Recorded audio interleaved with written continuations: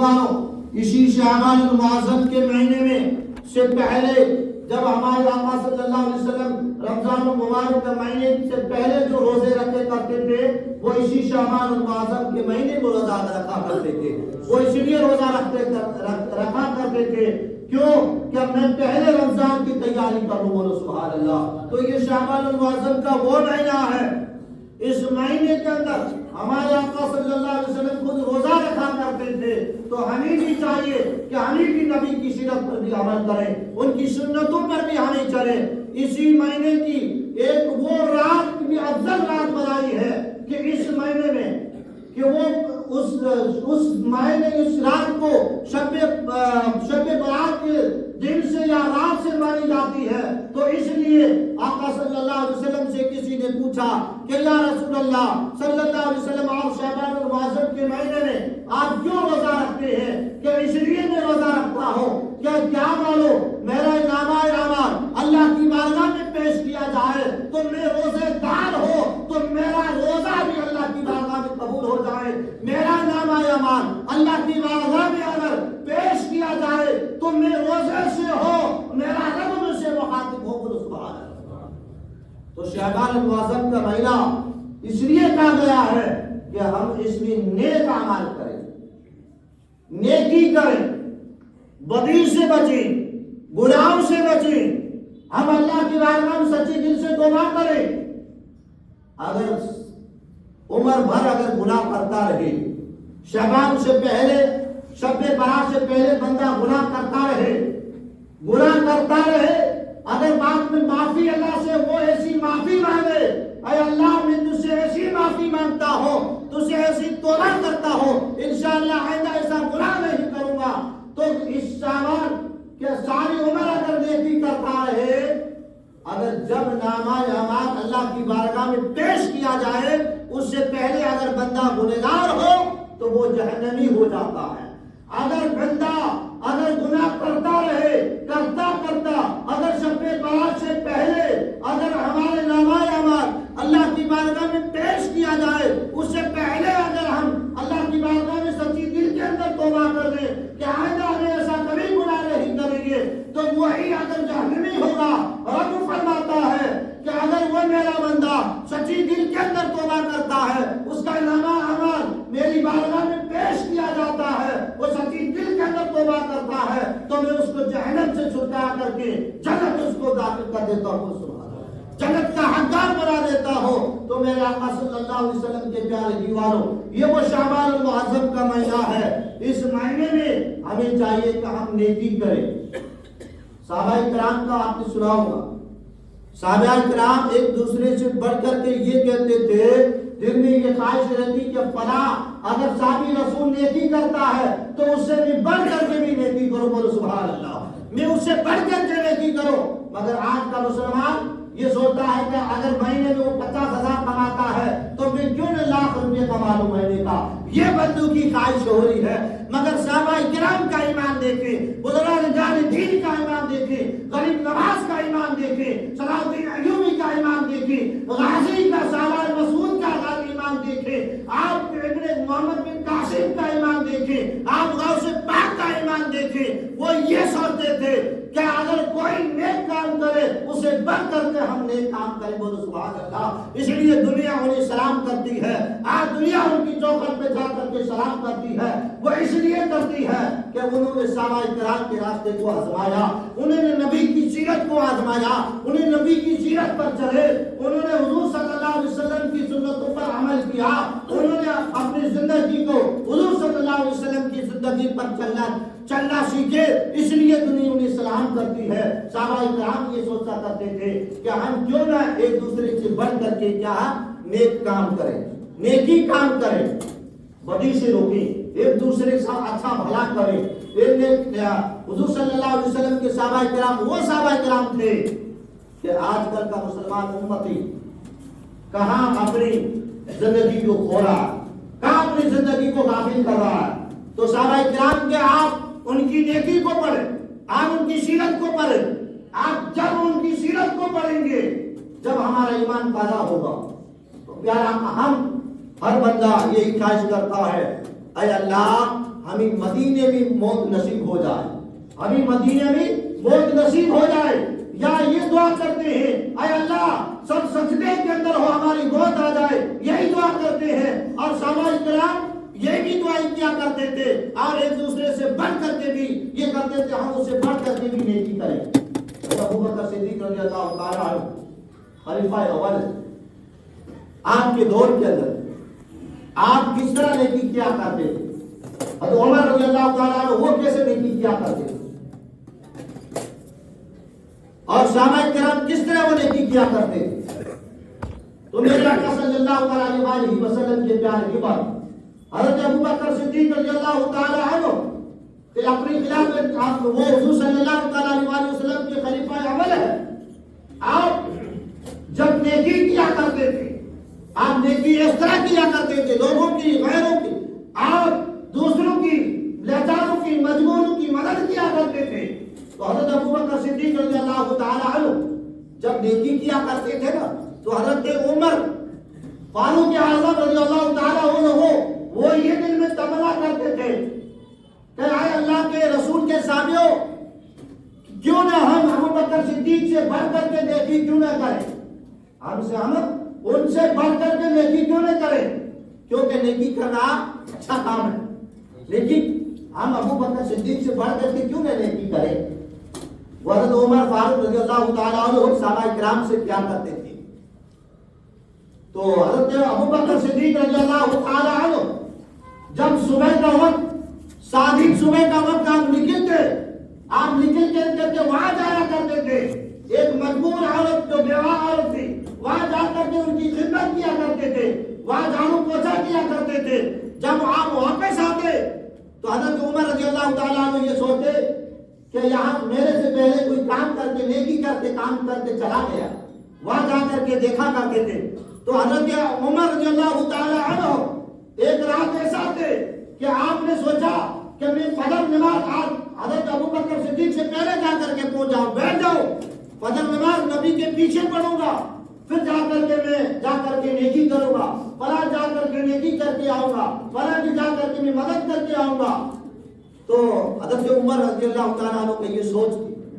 تو حضرت ابو بکر صدیق رضی اللہ تعالیٰ عنہ نے یہ کہا کہ کیوں نہ آج رات پوری کیوں نہ سو جاؤں اور صبح وقت فجر ہوتے ہی میں حضرت عمر جائے اس سے پہلے جا کر کے خدمت کر کے آ جاؤں۔ تو حضرت عمر رضی اللہ تعالیٰ عنہ جب گئے اس سے پہلے کام کیا تھا۔ تو جب حضرت عمر رضی اللہ تعالیٰ عنہ کے دور خلافت آئی تو اس سے پہلے حضرت ابو بکر صدیق رضی اللہ تعالیٰ عنہ کیا کرتے تھے، کوشان لے کر کے چلا جایا کرتے تھے، اس میں کچھ شوربہ لے کر کے یا کچھ ایسی مدد لے کر کے آپ فلاں کی لوگوں کی مدد کیا کرنے چلے جایا کرتے تھے۔ تو ایک جگہ وہاں آپ گئے کہ جس کے ہاتھ اور پاؤں دونوں نہیں تھے وہ کیسے کھانا کھایا کرتے تھے۔ حضرت ابو بکر صدیق رضی اللہ تعالیٰ عنہ ان کی خدمت کیا کرتے تھے اور ان کی نیکی کرنے کے لیے جایا کرتے تھے اور ان کی خدمت کرنے جایا کرتے تھے، اور اس شخص بندے کا دانت بھی بتی سی بھی نہیں تھی۔ تو حضرت ابو بکر صدیق رضی اللہ تعالیٰ عنہ کی نیکی دیکھے، آپ ابو بکر صدیق رضی اللہ تعالیٰ عنہ اپنے منہ میں کھانا لیتے، روٹی کو چباتے اور چبانے کے بعد میں اس شخص کے منہ میں ڈال دیتے تھے۔ یہ حضرت ابو بکر صدیق رضی اللہ تعالیٰ عنہ کی نیکی کا کام تھا۔ جب حضرت عمر رضی اللہ تعالیٰ عنہ گئے، جانے کے بعد میں اسی شخص کے لیے مدد کرنے کے لیے گیا، نیکی کرنے کے لیے، جب جانے کے بعد میں اس شخص سے جب کھانا کھلایا، جب روٹی کا لقمہ اس کے منہ میں دیا، فرمایا کہ حضرت ہے آج تو جس نے لقمہ دیا وہ ابو بکر تو نہیں ہے، کوئی اور ہو سکتا ہے، مگر وہ اندھا بھی تھا۔ حضرت عمر نے پوچھا کہ اے شخص، اے اللہ کے بندے، تجھے کیسے معلوم کہ حضرت ابو بکر صدیق میں کوئی اور ہے؟ آپ کو کیسے معلوم؟ قربان جائے حضرت ابو بکر صدیق ان کی نیکیوں پر۔ مگر کہنے والے نے کہا کہ میں اندھا تو بھلے ہو، مگر اتنے دن حضرت ابو بکر صدیق آیا کرتے تھے، وہ جو لقمہ دیا کرتے تھے وہ اور ہے، آپ کھانا کھلانے نیکی کرنے والے اور ہیں۔ تو فرمایا کہ آپ کو کیسے معلوم پڑا؟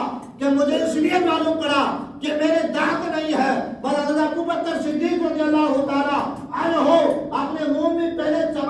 کرتے تھے، بعد میں میرے منہ میں لقمہ دیا کرتے تھے، بولو سبحان اللہ۔ آج جب آپ نے مجھے لقمہ دیا، آپ نے آج مجھے جو لقمہ دیا وہ آپ نے ڈائریکٹ روٹی کا ٹکڑا دیا، تو میں سمجھ گیا کہ یہ ابو بکر صدیق نہیں ہو سکتا ہے، کوئی اور ہو سکتا ہے، بولو سبحان اللہ۔ تو اس شخص نے کہا، اس شخص حضرت عمر نے کہا کہ میں حضرت عمر ہوں، بولو سبحان اللہ۔ تب کہا، واپس آئے ابو بکر صدیق، تمام صحابہ کرام کے بیچ میں بیٹھے تھے، ابو بکر صدیق تمہاری نیکی کے برابر ہم نہیں ہو سکتے، بولو سبحان اللہ، تمہاری نیکی کے برابر ہم نے کیا نہیں کر سکتے۔ اسی لیے اللہ نے ہمیں یہ وہ دن، یہ وہ مہینے عطا کیے ہیں، کیونکہ ہم اس دن میں کیوں نہ ہم نے کیا کریں، ہم کیوں نہ کیا کریں، ایک دوسرے بھائی کی مدد کیوں نہ کریں، ایک دوسرے کی بھائی کی ہم ہیلپ کیوں نہ کریں، ایک دوسرے کی ہم نیکی کیوں نہ کریں۔ درود اللہم صلی علی سیدنا و مولانا و بارک وسلم صلی علیہ، صلاۃ و سلام علیک یا رسول اللہ، صلاۃ و سلام علیک یا محمد صلی اللہ علیہ وسلم۔ یہ وہ لوگ تھے جو نیکی کا کام کیا کرتے تھے، بدی سے خود رکا کرتے تھے، اوروں کو بھی روکا کرتے تھے۔ ہم اس نبی کا کلمہ پڑھنے والے ہیں، وہ جو نبی تمام نبیوں سے افضل ہے، جس کا ہم کلمہ پڑھتے ہیں لا الہ الا اللہ محمد رسول اللہ، وہ تمام نبیوں سے افضل نبی ہے، مگر ان کی سنتوں پر ہم عمل کرنا ہوگا، ان کی سیرت پر ہمیں عمل کرنا ہوگا، ان کی سیرت پر ہمیں چلنا ہوگا، ان کی ہمیں سنت پر بھی چلنا ہوگا، ان کی ادا پر ہم کو چلنا ہوگا۔ ہمیں اللہ کے جو حکم ہے اس کے تابعدار بننا ہوگا، اللہ کے رسول کا جو حکم ہوگا اس کو ہمیں ماننا ہوگا، اللہ کا بھی حکم ماننا ہوگا۔ ہم کیا ہے کہ ہم غیروں کا بھی، اللہ کے رسول کی حدیث تو پڑھو، اللہ کے رسول کی سیرتوں تو پڑھو۔ میرے نبی کے پاس میں اگر کوئی دشمن بھی آیا جایا کرتے تھے اس کو بھی بخش دیا کرتے تھے، بولو سبحان اللہ۔ حاتم، اس نے کلمہ نہیں پڑھا تھا، بڑا بادشاہ تھا، بڑا پیسے والا تھا شخص، حاتم کر کے نام تھا، تو آخرکار اس نے کلمہ بھی نہیں پڑھا تھا، مگر اس کی بیٹی جو تھی نا، حاتم کی بیٹی، اس نے کہا کہ میں نبی، اللہ کے نبی ہے، جو مسلمانوں کے جو نبی ہے، میں ان سے ایسے سوال کروں گی وہ جواب نہیں دیں گے مجھے، اصل وہ ایسے دل میں یہ تکبر کیا کرتی، تو دل میں یہ سوچا۔ پھر چند مسلمانوں نے اس کو گرفتار کیا، گرفتار کرنے کے بعد میں جب اس کے ہاتھ پیچھے باندھے گئے، جب نبی کی بارگاہ میں لائے گئے، جانے کے بعد میں نبی نے دیکھا کہ حاتم کی بیٹی کے سر پر وہ پٹا نہیں ہے۔ میرے کملی والے نبی نے اپنے چادر کو اپنے یہاں سے اتارا اور جا کر کے کہا کہ جاؤ اس کے حاتم کی بیٹی کے سر جا کر کے ڈھانپ لو، بولو سبحان اللہ۔ تو صحابہ کرام بیٹھے تھے، انہوں نے کہا کہ یا رسول اللہ، یہ حاتم کی بیٹی ہے، تو تمہارا دشمن تھا، وہ تمہارے دشمن کی بیٹی ہے۔ میرے نبی نے کہا دشمن کی کیوں بیٹی نہ ہو، مگر بیٹی تو بیٹی ہوتی ہے، عزت دینا یہ ہمارا کام ہے۔ بیٹی کیوں نہ ہو، غیر کی ہو، بیٹی دشمن کی کیوں نہ ہو، اس کا احترام کرنا، اس کا عزت دینا یہ میرے نبی کا کام، بولو سبحان اللہ۔ آج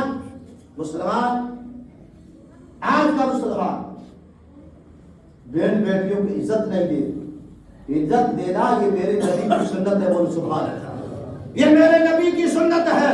میرے آقا نے فرمایا کہ دشمن کی کیوں نہ بیٹی ہو، عزت دینا یہ ہمارا کام ہے۔ اپنی چادر جا کر کے اس حاتم کی بیٹی کے سر کو ڈھانپنے کے بعد وہ آئی تو فرمایا کہ یا رسول اللہ، میں نے تو باتیں سنی تھی کہ لوگ آپ کو برا بھلا کہا کرتے تھے، آپ یہ لوگوں کو تکلیف دیا کرتے تھے، میں نے آپ کا یہ عزم دیکھ کر کے میں بھی مسلمان ہوتی ہوں، پر اشہد ان لا الہ الا اللہ و اشہد ان محمدا عبدہ و رسولہ پڑھ کر کے جب وہ واپس جاتی ہے، اس کے بھائی سے کہتی ہے، بھائی نے کہا، بھائی بھی ایمان نہیں لایا تھا، بھائی نے کہا کہ میں جاؤں گا نبی کے، تو نبی کے جا کر کے مکانوں کو بھی دیکھوں گا، نبی کے گھر کو بھی دیکھوں گا کہ نبی کا گھر پکا ہے یا کچا ہے، نبی کا رہنا سہنا کیسا ہے، جا کر کے وہ بھی آتا ہے، آ کر کے آئے، نبی نے فرمایا کیا تم میرے مسجد نبوی میں آئے، میرے آقا نے فرمایا نہیں، پہلے تم میرے گھر کے اندر چلو، بولو سبحان اللہ، میرے گھر کے اندر چلو۔ آگ والا جب جانے کے بعد میں آپ حاتم کے بیٹے نے جا کر کے وہاں جا کر کے دیکھا کہ ٹوٹی ہوئی چادر تھی، اس پر بھی نبی بسرا کیا کرتے تھے۔ نبی کا یہ عالم تھا کہ دوسروں کو مالدار بنایا کرتے تھے، خود کے گھر میں 2 ماہ تک آگ بھی نہیں جلا کرتی تھی، بولو سبحان اللہ، وہ بھی نیکی کا کام کیا کرتے تھے۔ آج ہم اس کا امتی بن کر کے ہم کون سے کام کر رہے ہیں؟ ہم ان کی امتی بن کر کے کہاں غفلت ہو چکے ہیں، ہم کہاں غفلت ہو چکے ہیں، ہم کہاں زندگی گزار کر رہے ہیں۔ ہمیں چاہیے کہ ہمیں نبی کی سیرت پر اپنانا ہوگا، ہمیں نبی کی سنتوں کو اپنانا ہوگا۔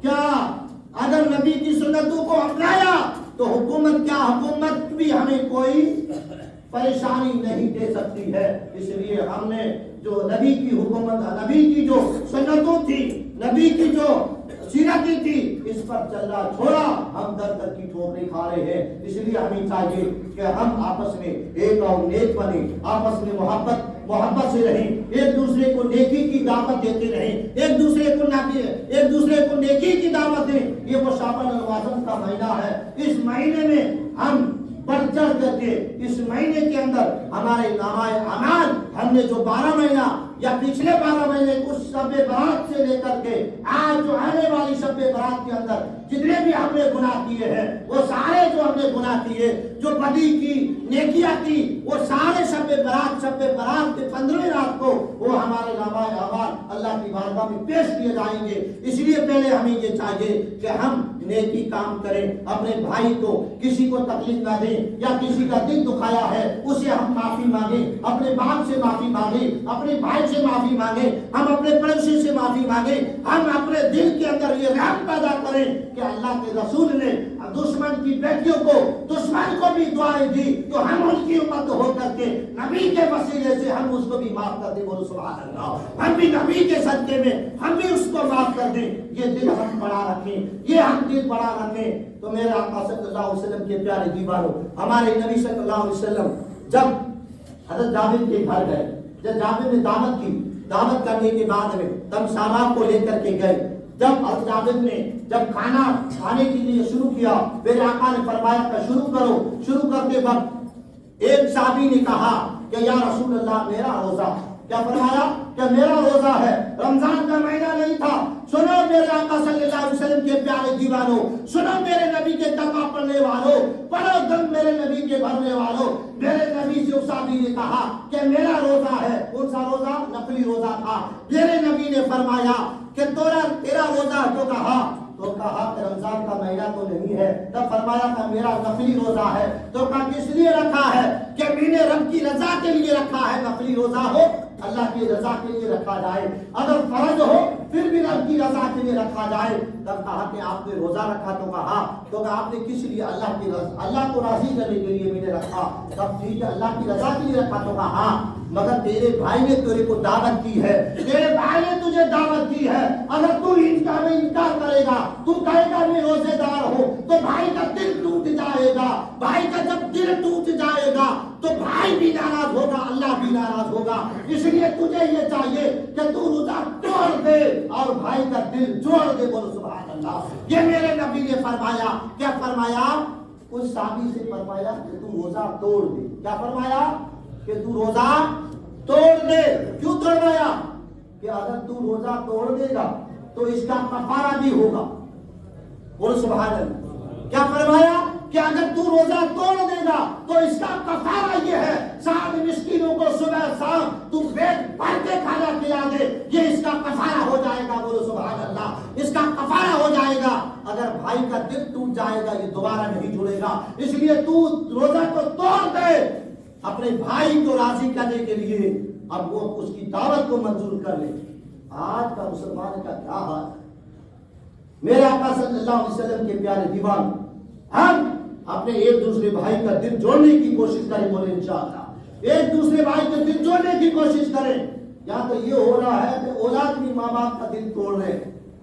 اللہ ہم سب کو ہدایت عطا فرمائے، اللہ ہم سب کو نبی کریم صلی اللہ علیہ وسلم پر عمل کرنے کی توفیق عطا فرمائے، اللہ ہم سب کو حضور کی سنتوں پر زندگی گزارنے کی اللہ ہم سب کو توفیق رفیق عطا فرمائے.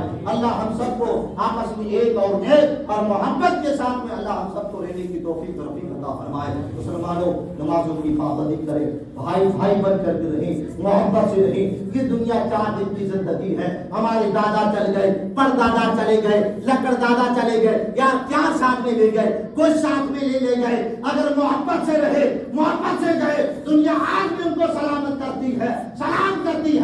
ہم بھی اگر ایک دوسرے بھائی کا دل جوڑ کر کے رہیں گے, ہم چلے جائیں گے, دنیا ہمیں یاد کرے گی. بولو سبحان اللہ. ہمیں نسلیں بھی یاد کرے گی. اس لیے اللہ کے واسطے ہم محبت سے رہیں, ایک دوسرے بھائی دوسرے کا دل نہ دکھائیں. اگر یہاں کوئی کہہ دے تو اس کے اللہ کے واسطے اس کو معاف کر دیں. اگر یہ عبادت ہے کہ راستے پر اگر کانٹا ہٹا دیں, یہ بھی عبادت ہے. بولو سبحان اللہ. ارے پڑوس میں غیر کو بھی تکلیف دینے سے اسلام منع کرتا ہے, تو بھائی بھائی کو تکلیف دینے سے اسلام کب ہمیں اجازت دے گا؟ ہو سکے تو کسی کا بھلا کرو, ہو سکے تو کسی کا بھلا کرو, مگر برا ہمارے سوچنے سے برا نہیں ہوگا. ہوگا وہی جو منظور خدا ہوگا. ہم کتنا بھی سوچتے رہیں مگر نہیں ہوگا. ہوگا وہی. ہم لاکھ سوچتے رہیں یہ کر دیں گے, وہ کر دیں گے, یار وہ چلے گئے, ان کی محبت کو سلام, بزرگوں کی محبت کو سلام. پہلے ہمارے بوڑھے چلے گئے, ان کے پاس دولت نہیں تھی, قسم خدا کی زمینی خوب تھی. لوگ کہتے تھے زمینیں روک دو. ارے یار کیا کریں گے زمینوں کو روک کر کے, مکان کو پکے کیا بنا کے کریں گے. آگے ان کے دل سچے تھے. بولو سبحان اللہ. ان کے دل قسم خدا کی دل میں محبت تھی. آج مکان پکے ہیں, محبت رہی ہے. ماربل پاؤں رکھ دو, پاؤں پھسل جائے گا, پاؤں پھسل جائے گا ماربل کے اوپر, ٹانگ ٹوٹ جائے گی, تکلیف ہوگی. ارے ان کے بزرگوں کو دل کو دیکھو, دولت اکٹھی کر کے نہیں گئے مگر وہ محبت ڈال کر کے بھی گئے. بولو سبحان اللہ. ہمیں بھی چاہیے آپس میں محبت سے رہیں. محبت سے رہیں گے انشاءاللہ, محبت سے رہیں انشاءاللہ, محبت سے رہیں گے. نبی کی سیرت پر اپن عمل کریں, نبی کی سنتوں پر عمل کریں. وقت ہو گیا ہے, اس لیے وقت اجازت نہیں دیتا, اس لیے وقت کی پابندی بھی کرنا ضروری ہے. اگر ہم وقت کو نہیں سمجھیں گے وقت ہمیں کاٹ دے گا, ہے نا. وقت اپنے ٹائم پر گزرتا جائے گا. اگر گھڑی کو بند کرنا چاہیں نا, وہاں پہ چالو کریں نا اپنا گھر, ابھی 34 ہو گیا, بڑے بند کر کے واپس کھولیں 36 ہو جائے گا. ہو گیا کا 35 کا 34 کا 34 رہے گا, نہیں رہے گا. وقت کو پہچانو. ابھی وقت کیا آپ کر رہا ہے. ہماری مسجدیں ڈھائی جا رہی, ہمارے مسلمانوں کے مکان ڈھائے جا رہے ہیں, کیا کیا مصیبتیں ہو رہی. ہم مسلمان آپس میں ایک نیک بن کر کے رہیں انشاءاللہ, ایک اور نیک بن کر کے رہیں انشاءاللہ. محبت سے رہیں انشاءاللہ, محبت سے رہیں گے. بولو انشاءاللہ محبت سے رہیں. کوئی کہہ دے, ارے جاوے کہنے دو, اس کو گالی ایک دے دینے دو, مگر اللہ کو ان کے رسول کے صدقے وسیلے سے اس کو معاف کر دو. بولو سبحان اللہ. معاف کر دو اس کو. بس یہ آخری اعلان یہ تھا کہ اپنی مسجد جامع مسجد میں ابھی سننے میں آیا کہ 13 دری جو بچھانے والی تھی نماز کی وہ آ گئی ہے. 27 یا 28 دری کی ضرورت ہے, تو 13 کا انشاءاللہ بندوبست ہو گیا ہے. باقی والی باقی ہے, تو انشاءاللہ جو بھی حضرات حصہ لینا چاہے رمضان سے پہلے لگائیں گے. انشاءاللہ جو بھی حصہ لینا چاہے اپنے ماں باپ کے لیے, اپنے رشتہ دار کے لیے, یا اپنے خاندان کے لیے, جو بھی حصہ لینا چاہے انشاءاللہ حصہ لے سکتے ہیں. ایک دری کم سے کم 27-28 ہزار میں ایک دری پڑتی, تو اسی لیے جو بھی حصہ لینا چاہتا ہے وہ حصہ لے سکتا ہے. جامع مسجد میں آفس میں صدر سے سیکرٹری سے, آپ معلوم ہے زیادہ وقت آپ کمی نہیں ہوگا, کیونکہ مسجد میں دینا, اللہ کی راہ میں دینا. وہ ایک اور خاتون کتنی گنہگار تھی, ایک مٹھی بھر کر کے جب مسجد کے جا کر کے اس میں بھی ڈال دیا بجری میں, تو وہ جنت کی حقدار بن جاتی ہے. یار ہم کیوں نہ جنت کے حقدار بن جائے. اس لیے اللہ کے واسطے ہم رمضان سے پہلے کہتے دریوں کا انتظام انشاءاللہ اللہ کرے گا. انشاءاللہ اللہ کرے گا ان بزرگان دین کے صدقے سے. انشاءاللہ اللہ ہم سب کو ایک اور نیک بنائے. ہم اولادوں کو پڑھائیں, ہم خود قرآن کی تلاوت بھی کریں, ہم خود اپنے اولادوں کو نماز کی تاکید دیں, ہم خود بھی نماز پڑھیں, اپنے اولاد کو بھی نماز کی تاکید دیں. اللہ ہم سب کو ایک اور نیک بنائے. اللہ تعالی ہم سب کو سب کے گناہ صغیرہ کبیرہ معاف فرمائے. آپ کی بارگاہ میں نے چیئرمین کو اوپر لے لیا تھا, آپ برائے مہربانی معاف کریں. دل بھی مت لے, کیوں کہ وقت کا پابند ہمیں لینا چاہیے, اس لیے آپ کا وقت زیادہ لیا, کیونکہ ہر ایک بندہ انسان اپنے اپنے کام میں مشغول ہے. اللہ ہم سب کو ایک نیک بنا ہوا رہے گا. السلام علیکم و رحمۃ اللہ وبرکاتہ. سنت بھائی آگے جگہ خالی، برائے مہربانی آگے تشریف لائیں آپ.